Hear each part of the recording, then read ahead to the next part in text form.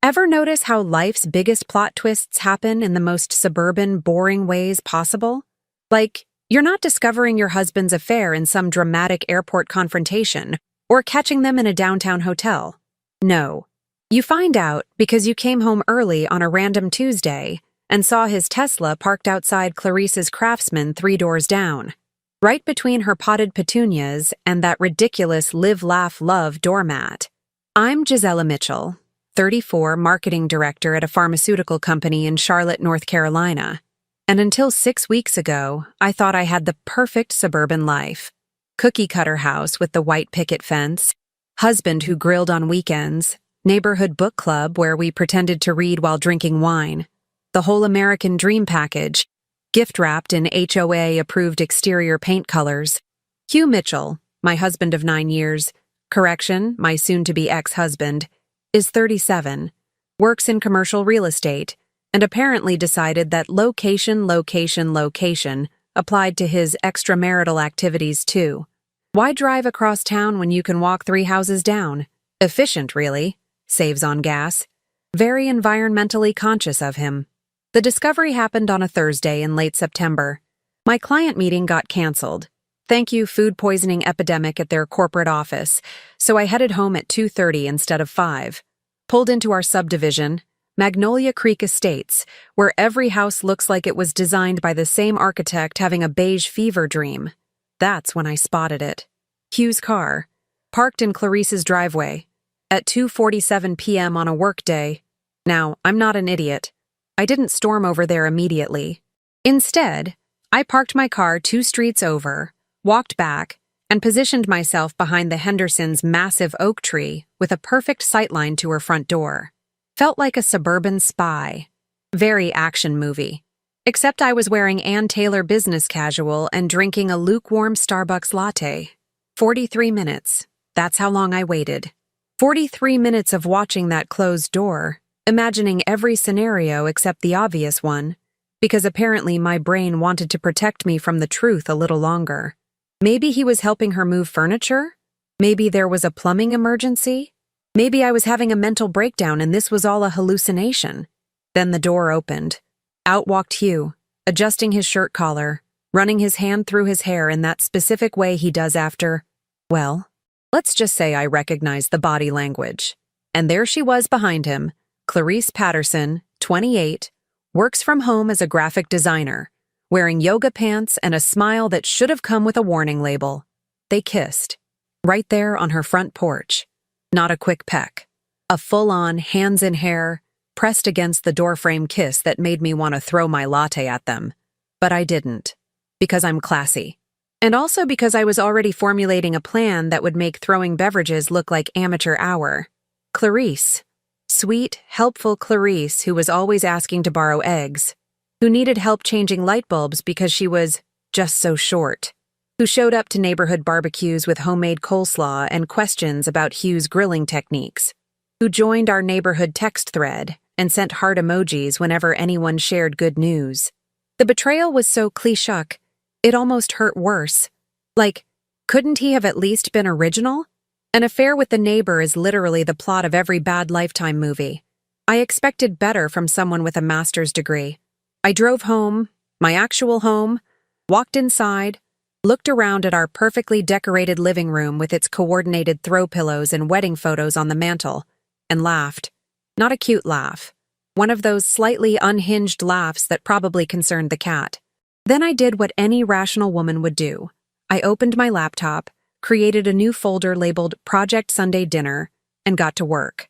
See, Hugh had made several crucial mistakes. First, he underestimated me.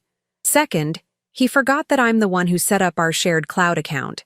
Third, and this is the big one, he didn't realize that Clarice and I were both on the same neighborhood watch email chain, the same HOA board communications, and that her mail occasionally ended up in our mailbox because our mailman, bless his dyslexic heart, can't tell house numbers apart. Over the next 3 weeks, I became a woman possessed. I went to work, smiled at meetings, came home, kissed my cheating husband hello, and spent my evenings building the most comprehensive case file since the Watergate investigation. Every shared location ping, Every credit card charge, every working late excuse that coincided with Clarice's Instagram stories showing her relaxing at home. The cloud backup was a goldmine. Turns out, when you set up automatic photo sync, it saves everything, including screenshots of text conversations that should have stayed private. Messages like, "Can't wait to see you tomorrow when G is at her conference," or "Your wife just brought over brownies, felt so guilty, lol," or my personal favorite, "Do you think she knows?" Followed by, "No way, she's too busy with work." Too busy with work. That line made me laugh so hard I snorted wine through my nose. But the real jackpot came 3 days ago. I was bringing in the mail when I noticed an envelope addressed to Clarice Patterson that had been delivered to our house instead. The return address? Women's Health Associates of Charlotte. Now, I'm not saying I opened someone else's mail. I'm just saying that the envelope was already partially unsealed. And when papers fall out accidentally, it would be rude not to look at them, right? Pregnancy test results. 8 weeks along. Dated from 2 weeks ago. With a follow-up appointment scheduled. That's when I knew exactly what I had to do. This wasn't just about exposing an affair anymore.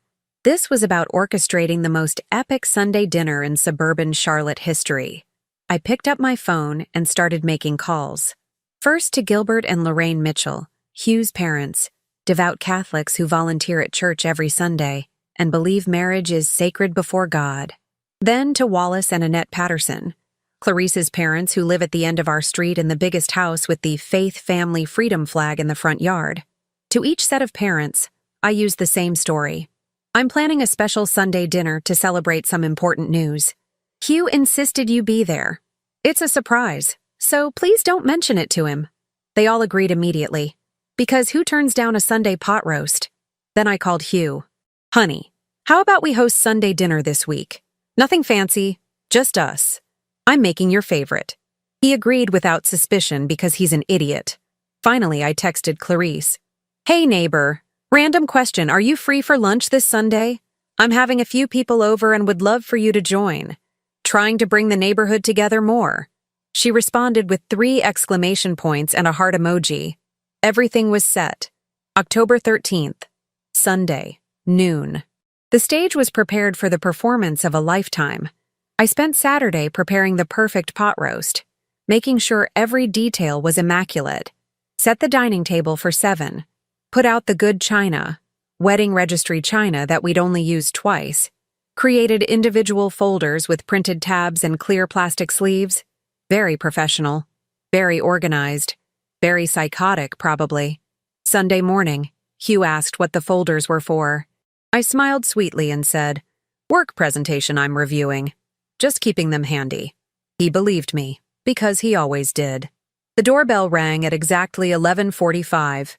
Right on time, because Gilbert and Lorraine Mitchell don't do fashionably late. They do 15 minutes early is on time, because apparently punctuality is next to godliness. "Gisela, dear." Lorraine swept in with a casserole dish, because showing up empty-handed is a mortal sin in her world, and kissed both my cheeks. What a lovely surprise invitation. Hugh didn't mention anything about a dinner. "That's because it's a surprise," I said, taking the green bean casserole that nobody asked for. "He has no idea you're coming." Gilbert frowned, adjusting his glasses. "Is everything all right? You sounded urgent on the phone." "Everything's perfect," I lied with a smile that could have sold toothpaste. "Just wait until everyone arrives." Hugh emerged from the bedroom, saw his parents, and froze like a deer in headlights. "Mom? Dad? What are you doing here?" "Your wife invited us for Sunday dinner," Gilbert said, looking confused. "She said you insisted we come." I watched Hugh's face cycle through confusion, panic, and then forced cheerfulness. "Oh, right! I must have forgotten to mention it. Work's been crazy." "Work. Sure, Jan." The doorbell rang again. This time it was Wallace and Annette Patterson, Clarice's parents, looking equally confused when they saw the Mitchells already inside. "Wallace! Annette!" I greeted them like we were old friends, which we absolutely were not. "So glad you could make it. Come in, come in." Annette held a peach pie, because apparently nobody in the South shows up without food. "Gisela, honey, I didn't realize this was a neighborhood gathering. You said it was important. Oh, it is, I assured her. Very important. Life-changing, actually. Wallace's eyebrows drew together. Is this about the HOA? Because I already submitted my complaint about the Henderson's fence. Not about the HOA, I interrupted. Something much more interesting. Hugh was now visibly sweating. I could see the wheels turning in his brain, trying to figure out why his parents and our neighbor's parents were in the same room. He pulled me aside into the kitchen. Gisela, what's going on? His voice had that edge of panic that gave me a little thrill. Just a nice Sunday dinner, honey, I said innocently, stirring the gravy. You're always saying we should get to know the neighbors better. But why my parents? And the Pattersons? Seemed like good timing. I handed him a basket of rolls. Make yourself useful and put these on the table. The doorbell rang a third time. Hugh nearly dropped the basket. I opened the door to find Clarice standing there in a sundress, holding a bottle of wine, smiling like she didn't have a care in the world, like she wasn't carrying my husband's baby, like she hadn't been borrowing more than just eggs for the past 6 months. Gisela, thanks so much for inviting me. I brought a Pinot Grigio. Oh. She stopped dead when she saw the crowd in my living room, specifically when she saw her parents sitting on my couch next to Hugh's parents. Mom? Dad? What are you doing here? Annette stood up, looking at me, then at Clarice, then at Hugh, who had gone the color of old mayonnaise. Clarice? Gisela invited you too? Surprise, I said cheerfully. Isn't this fun? All of us together. Please, everyone, let's sit down. Dinner's ready. The dining room had never felt smaller. I'd arranged the seating very deliberately. Hugh at one end of the table, me at the other. Gilbert and Lorraine on one side, Wallace and Annette directly across from them. And Clarice? Right next to Hugh, close enough that their panic was almost touching. I brought out the pot roast, perfectly cooked because even in my revenge, I have standards, and set it in the center of the table. Steam rose dramatically, like we were in some kind of cooking show, or a murder mystery. Same energy, really. Before we bless the food, I announced, still standing, I have something important to share with everyone. Hugh's fork clattered onto his plate. Gisela, maybe we should— Hugh, darling, I interrupted sweetly. Don't you want everyone to hear the good news? Clarice had gone completely still, like maybe if she didn't move I wouldn't see her. Predator vision, or something. Now, I continued, looking directly at Hugh, I thought it would be nice for our families to get together because, well, there's been some interesting developments in our lives lately. I paused for effect. Hugh, honey, why don't you tell your parents about your extracurricular activities? Lorraine looked up from her napkin. Extracurricular? Like a hobby? More like a side project, I said. Hugh, want to explain or should I? The silence was so thick you could have served it as a side dish. I don't know what you're talking about, Hugh said, but his voice cracked like a teenage boy. Really? I tilted my head. That's interesting, because I'm pretty sure you know exactly what I'm talking about. Maybe we should ask Clarice if she knows. All eyes turned to Clarice, who looked like she wanted the floor to open up and swallow her whole. Join the club, honey. We meet on Thursdays. I don't, she stammered. Let me help, I said, walking over to the sideboard where I'd stacked 7 beautiful folders, color-coded, tabbed, organized like the marketing presentation from heck. I'd spent 3 hours at Staples getting everything just right. The employee helping me asked if it was for a big work project. I said yes, which wasn't technically a lie. I placed 1 folder in front of each person at the table. I thought we could review some materials while we eat. Very efficient. Time management and all that. Gilbert opened his folder first. His face went from confused to shocked to absolutely furious in about 10 seconds. It was like watching a time-lapse of a storm rolling in. What is this? He demanded, holding up a printed screenshot of text messages. That, I said calmly, sitting down and unfolding my napkin, is your son telling his girlfriend, excuse me, our neighbor Clarice, that he couldn't wait to see her while I was at my pharmaceutical conference in Boston last month, the one where I was giving a keynote speech about ethical business practices. Ironic, right? Lorraine gasped, clutching her rosary that she always wore. Hugh Patrick Mitchell, tell me this isn't true. Hugh's middle name is Patrick. I only pull it out for special occasions. Apparently, so does his mother. Mom, I can explain. Explain what? Wallace had his folder open now, flipping through pages with shaking hands. Explain why my daughter is in these photographs with a married man? Annette started crying. Actually crying. Clarice Marie Patterson, what have you done? Oh, good. Clarice's middle name is Marie. We're in full name territory now. This was going better than I'd planned. There's more, I added helpfully, taking a bite of pot roast. Delicious, if I do say so myself. Keep reading. It gets juicier. More pages turned. More gasps. Hugh was trying to speak, but words seemed to have abandoned him entirely. Clarice was now openly crying, mascara running down her face like a sad raccoon. Gilbert found the hotel receipts. The Ritz-Carlton? You took her to the Ritz-Carlton? We couldn't even afford the Ritz-Carlton for your own wedding. That's what I said, I exclaimed. I mean, I'm not even mad about the affair at this point. I'm mad about the financial irresponsibility. The Ritz-Carlton, Hugh? Really? We have a mortgage. Lorraine was now full-on praying in Spanish, her native language that only comes out during extreme stress or bingo games. Wallace stood up so fast his chair tipped backward. Young lady, I asked you a question. What is going on? But Annette had found it. The page I'd marked with a special pink tab. The medical document from Women's Health Associates of Charlotte. Her hand flew to her mouth. You're pregnant? She whispered. And there it was. The bomb I'd been waiting to drop. Except I didn't have to drop it. They found it themselves. Much more satisfying this way. The table erupted. Everyone talking at once. Lorraine demanding answers from Hugh. Gilbert threatening to cut him out of the family business. Wallace yelling at Clarice about values and shame, and how could she? Annette just crying into her hands. I sat there, eating my pot roast, watching the chaos unfold like it was dinner theater. Except the tickets were free and the drama was priceless. Hugh finally found his voice. Everyone, please, just calm down. Calm down? Gilbert roared. You're having a child with the neighbor while you're married to your wife? Actually, I interjected, raising my hand like I was in school. Let's be clear. He's having a child with his girlfriend. I'm just the wife. There's a hierarchy here, apparently. Hugh tried to stand up, probably planning some grand exit, but I'd anticipated that. Remember how I said I locked the door? I didn't mention that I'd also pocketed all the keys. Front door, back door, garage door opener. Call it paranoia. I call it proper event planning.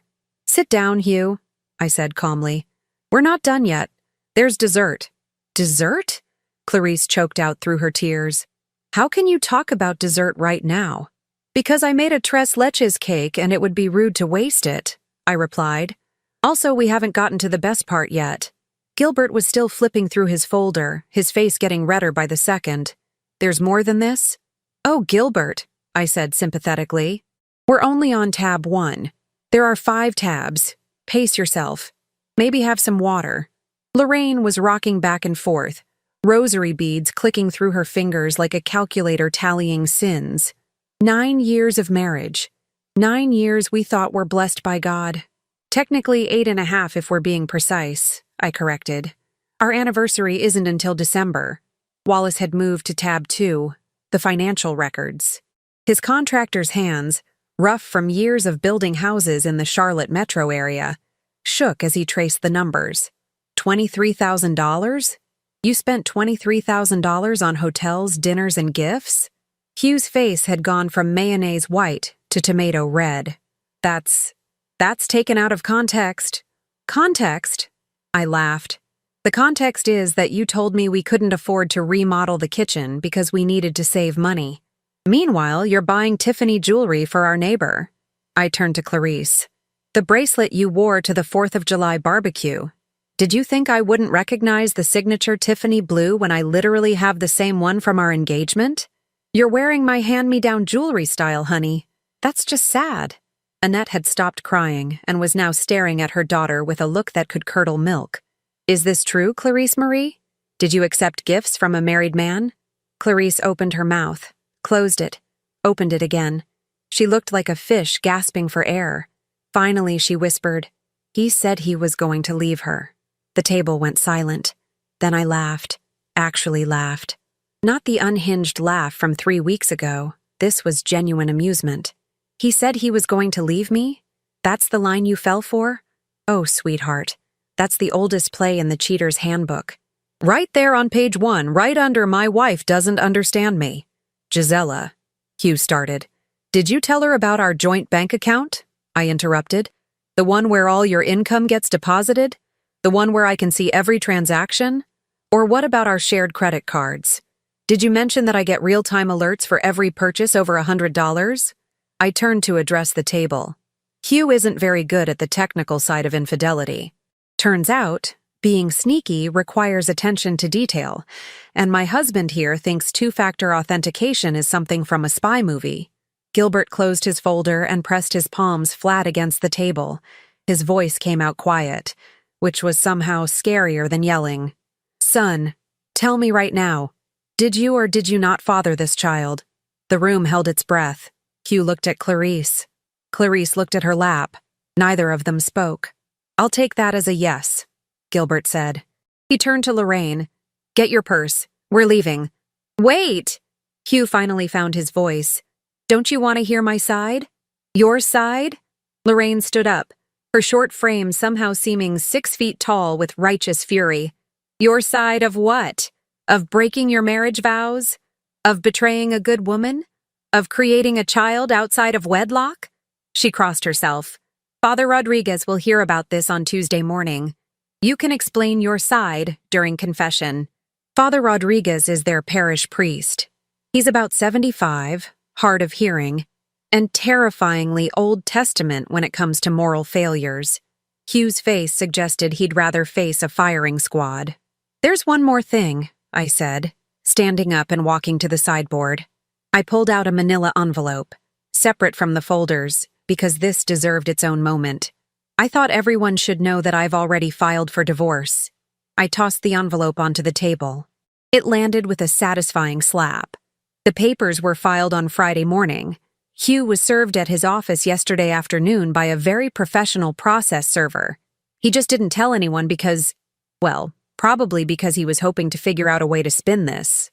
I looked at my soon-to-be ex-husband. How'd that work out for you, honey? Hugh's hands were shaking.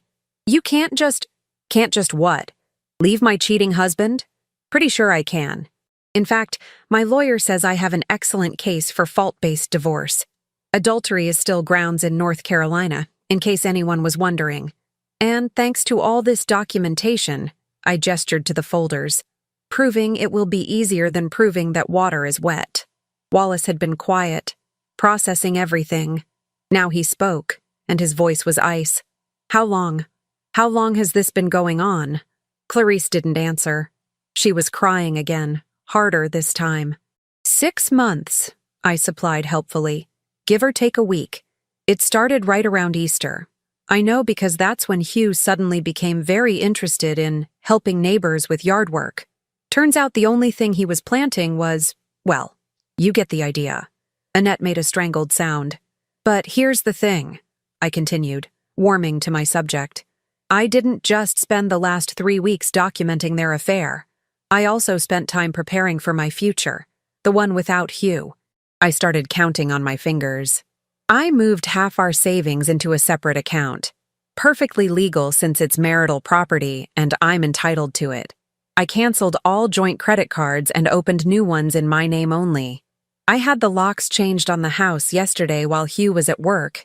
He just hasn't tried to come home yet to find out. I contacted my company's HR department about updating my emergency contacts and benefits. And I made an appointment with the best divorce attorney in Charlotte, Helen Vaughn, for anyone keeping score. Gilbert's eyebrows shot up. Helen Vaughn? That's the attorney who handled the Morrison divorce. The very same, I confirmed. She got Mrs. Morrison 75% of the assets, full custody, and Mr. Morrison now lives in a studio apartment in Gastonia. Excellent track record. Gisela, please. Hugh's voice cracked. Can we talk about this privately? Why? I asked innocently. These are our families. Shouldn't families be involved in important decisions?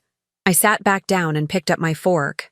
Besides, I think everyone deserves to know what comes next. What comes next? Lorraine asked warily. Well, I said, cutting into my pot roast, I'm keeping the house. It was purchased primarily with my inheritance from my grandmother, so that's pretty straightforward. Hugh will need to find somewhere else to live, and since Clarice is carrying his child, I let that hang in the air. Wallace stood up so fast this time the table shook. Absolutely not. She is not keeping that baby under my roof. Dad! Clarice cried out. No, Wallace said firmly. You made your choices, Clarice Marie. Now you live with them. You want to play house with a married man? You can figure out where to do it, but it won't be in the home your mother and I built on Christian values. Annette was crying again, but nodding in agreement with her husband. I have a suggestion, I said brightly, like I was proposing a weekend brunch plan. Since Hugh will need a place to live, and Clarice will need support with the baby, perhaps they should get a place together? Face the consequences of their choices as a team? The irony wasn't lost on anyone, making them actually be together, not as some exciting secret affair, but as real-life partners dealing with bills and diapers and all the unglamorous reality they'd been avoiding. That was its own special punishment. Hugh looked horrified. Clarice looked even more horrified.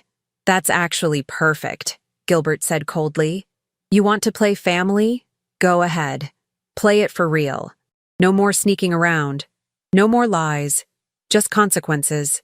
I'll be putting my house on the market, Wallace announced. I can't live on the same street as this situation. Annette and I will be moving, perhaps to Rock Hill, somewhere with less shame attached to our family name. The Pattersons leaving the neighborhood? That would tank property values, upset the HOA balance, and create gossip that would last for years. Magnolia Creek Estates would never forget this Sunday dinner. I took another bite of pot roast, still delicious. Well, I think that covers everything. Oh, wait. No, one more thing. I pulled out my phone and opened my photos. I took the liberty of creating a slideshow set to music. Anyone want to see 6 months of affair highlights? I set it to Stand By Your Man by Tammy Wynette. Seemed appropriate. That's enough! Hugh finally exploded, standing up. This is insane! You're humiliating us! No, Hugh, I said quietly, all humor gone from my voice. You humiliated yourself. I'm just making sure everyone knows about it. The next 6 weeks were, in a word, magnificent. Helen Vaughn turned out to be everything her reputation promised. A 5'2" hurricane in Chanel suits who treated divorce law like performance art. Our first meeting lasted 3 hours and ended with her literally applauding my documentation folders. In 20 years of practice, she said, adjusting her reading glasses, I have never seen someone come this prepared. You've basically done half my job for me. I'm very detail-oriented, I replied. It's why I'm good at marketing. Well, you've certainly marketed your case beautifully. She tapped the pregnancy test results. This is going to be ugly for him. She wasn't wrong. The divorce proceedings moved faster than anyone expected, primarily because Hugh's lawyer, some guy named Preston who looked like he'd passed the bar exam last Tuesday, kept making rookie mistakes. Like trying to claim Hugh deserved half the house, even though my inheritance paid for 60% of it. Helen demolished that argument so thoroughly that Preston actually apologized to the judge. Judge Marianne Fletcher, a 60-something woman who'd reportedly gone through her own messy divorce in the 90s, did not look kindly on adultery cases, especially ones involving pregnancy. Mr. Mitchell, she said during our preliminary hearing, peering at Hugh over her glasses, you understand that North Carolina is not a no-fault-only state? That your actions have direct bearing on asset division? Hugh nodded miserably. He'd lost about 15 pounds and gained approximately 15 years in appearance. Stress looked terrible on him. I'd never been happier. And Ms. Patterson?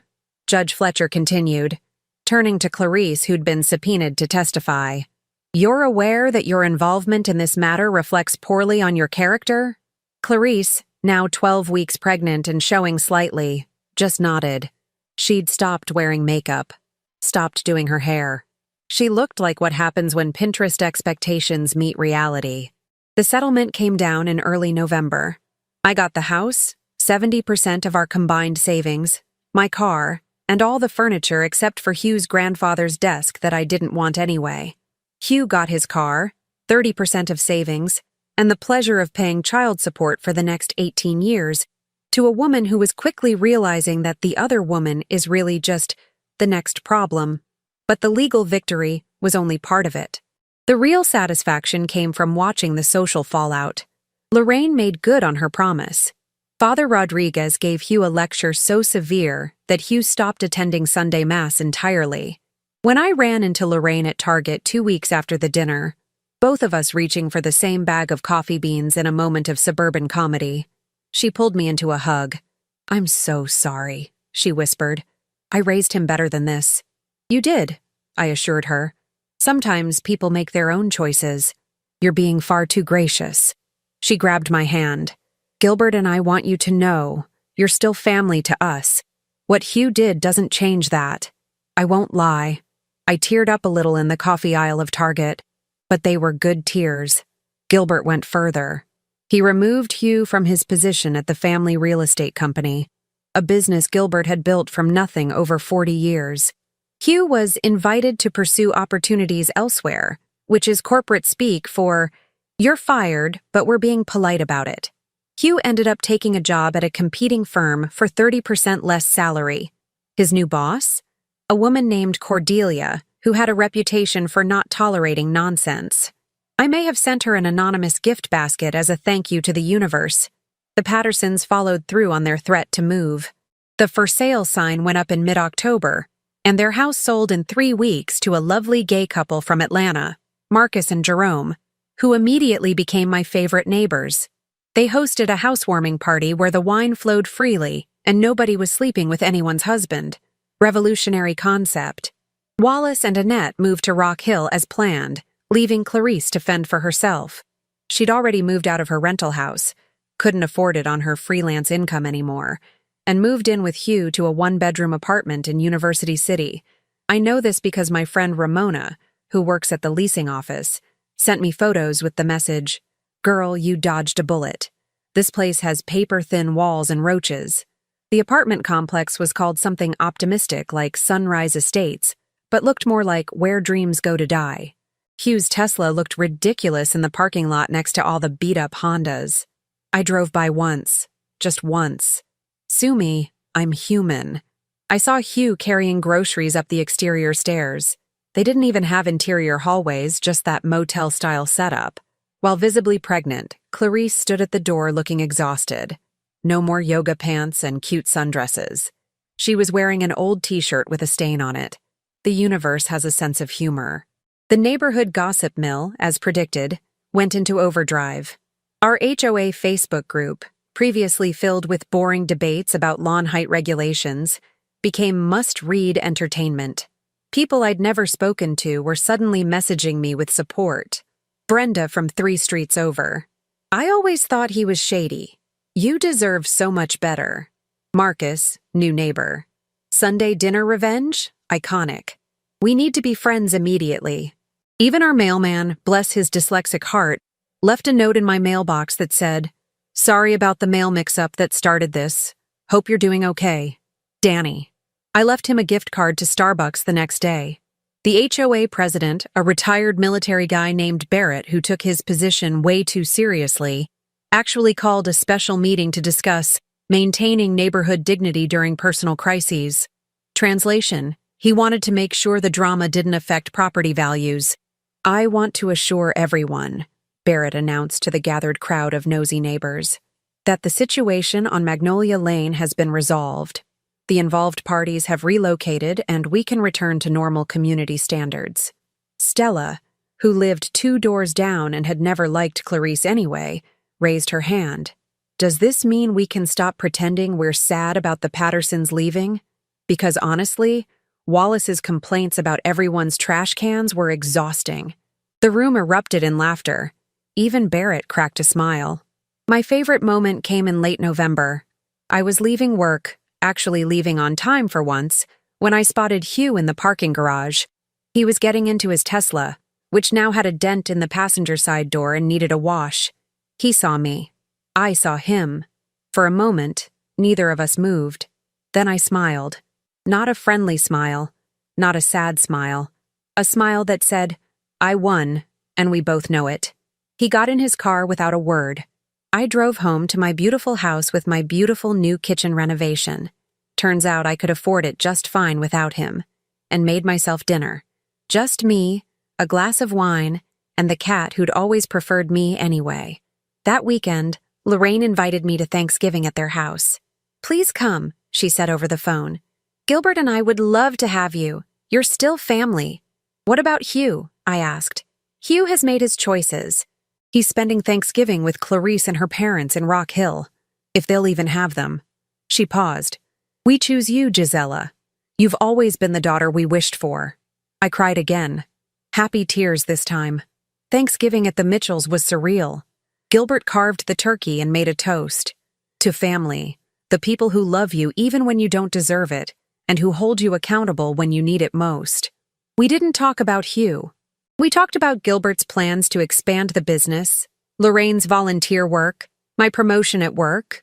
Oh, did I mention? I got promoted to senior director in November. Turns out, when you're not emotionally drained from a failing marriage, you perform better at work. Who knew? The best revenge, they say, is living well. But I'd argue the best revenge is living well while your ex lives in a roach-infested apartment, works for a boss who terrifies him, has lost his family's respect, and is about to become a father in the worst possible circumstances. December rolled around. What would have been our 10-year anniversary? Instead of celebrating a decade of marriage, I celebrated the finalization of my divorce. Helen called me personally. It's official. You're free. Free, I repeated, testing the word. It felt good. That night, I did something wonderfully petty. I changed my relationship status on Facebook to single and posted a photo of myself at a fancy restaurant with the caption, Celebrating New Beginnings. Best decision I ever made. Within an hour, I had 200 likes and 50 comments. Brenda commented, You look happier than I've ever seen you. Marcus commented, Thriving. This is what winning looks like. And Hugh? Hugh viewed the post. I could see it in my story analytics, but didn't comment. Couldn't comment. What would he even say? The baby was due in March. I knew because Lorraine kept me updated despite everything. A boy, she said sadly. Hugh's having a son. Are you going to be involved? I asked gently. I don't know, she admitted. Gilbert says we should. That the child is innocent in all this. But it's complicated. It was complicated. But it wasn't my complication anymore. They say living well is the best revenge, but I'd like to add a footnote. Living well while watching karma work overtime is even better. It's February now. 4 months since that legendary Sunday dinner.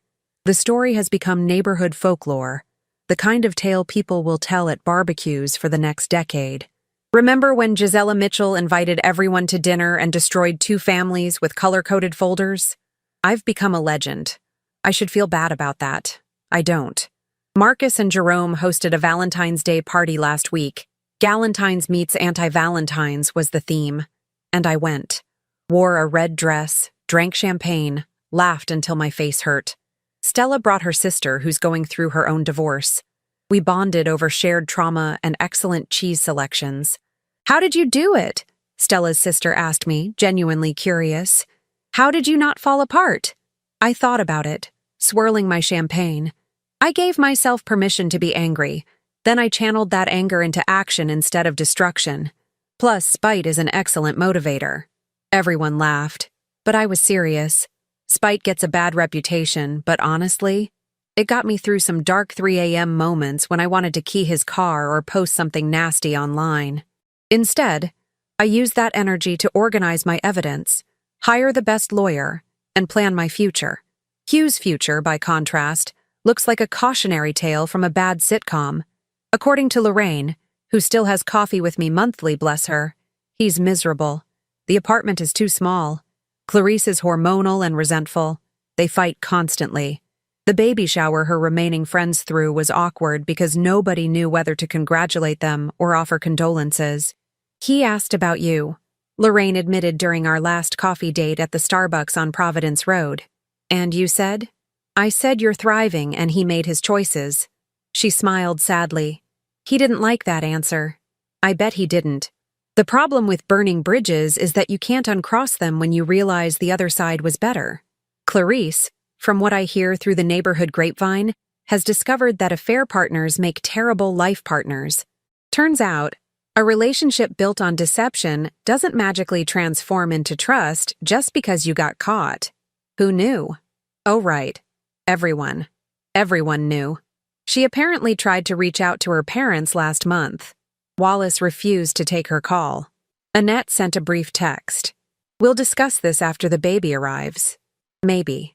That's Southern for, we're still too ashamed to acknowledge you exist. The baby is due in 3 weeks. A boy, as Lorraine mentioned. They're naming him something trendy that I've already forgotten. Gilbert and Lorraine are conflicted about being grandparents under these circumstances, wanting to love the child but not wanting to condone how he came to be. It's messy, complicated. Not my circus, not my monkeys anymore. Meanwhile, I got a raise in January. Turns out when you're not emotionally exhausted from pretending your marriage is fine, you have energy for things like career advancement. I'm heading up a new division, traveling for conferences again, actually enjoying my work instead of using it as an escape. My house now, no hour about it, looks amazing. I remodeled the kitchen in December with granite countertops and new appliances. Painted the bedroom a color Hugh hated but I loved. Adopted a second cat. Her name is Karma. The irony is intentional. I've been on exactly 3 dates since the divorce finalized. One was terrible. He talked about his ex the entire time, completely missing the irony. One was mediocre. Nice guy, no chemistry. One was actually promising. A guy named Everett who works in architecture and makes me laugh. We're taking it slow. Turns out, I'm in no rush to complicate my life again. The most unexpected gift came from this whole disaster. I learned what I'm actually worth. Not in terms of assets or settlements, but in self-respect. I learned that I don't have to settle for being someone's backup plan, that I deserve to be someone's first choice, or nobody's choice at all. I also learned that I'm way more ruthless than I thought. The old Gisela would have cried and begged and tried to work on the marriage. New Gisela? She makes folders, calls lawyers, and serves pot roast with a side of consequences. I like new Gisela better. People sometimes ask if I regret how I handled it, if the public humiliation was too much. Here's my answer. Hugh humiliated me for 6 months while I smiled and played the perfect wife. I humiliated him for 1 afternoon with evidence and truth. We are not the same. Besides, I gave them both exactly what they wanted. Each other. Just without the exciting forbidden romance part. Now they get bills, dirty diapers, and the reality that relationships require actual work. Congratulations to the happy couple. Last week, I ran into Hugh at the grocery store. Harris Teeter, produce section, both reaching for avocados. He looked tired. I looked amazing. Sometimes life writes its own poetry. Gisela, he said quietly. You look good. I know, I replied, selecting the better avocado. Happiness agrees with me. He opened his mouth like he wanted to say more. Maybe apologize. Maybe explain. Maybe ask for something I'd never give. I walked away before he could. Because here's what I've learned. Closure doesn't come from the person who hurt you. Closure comes from yourself, from choosing to move forward, from building a life so good that the past becomes irrelevant. My Sunday dinners now are peaceful. Just me, great food, maybe Marcus and Jerome, maybe Lorraine and Gilbert, maybe new friends I'm still making. No drama, no hidden agendas, no wondering if my husband is texting someone else under the table. Just peace, an excellent pot roast, and the satisfaction of knowing that the best revenge isn't just living well. It's living authentically, unapologetically, and completely on your own terms. Hugh gets his consequence baby and cramped apartment. Clarice gets her prize of a man who cheats. Wallace and Annette get their shame-fueled relocation. And me? I get my life back. Turns out, that was the real treasure all along. So here's my advice for anyone going through something similar. Document everything. Hire Helen Vaughn, or someone like her. Serve the truth with dinner. And never apologize for choosing yourself.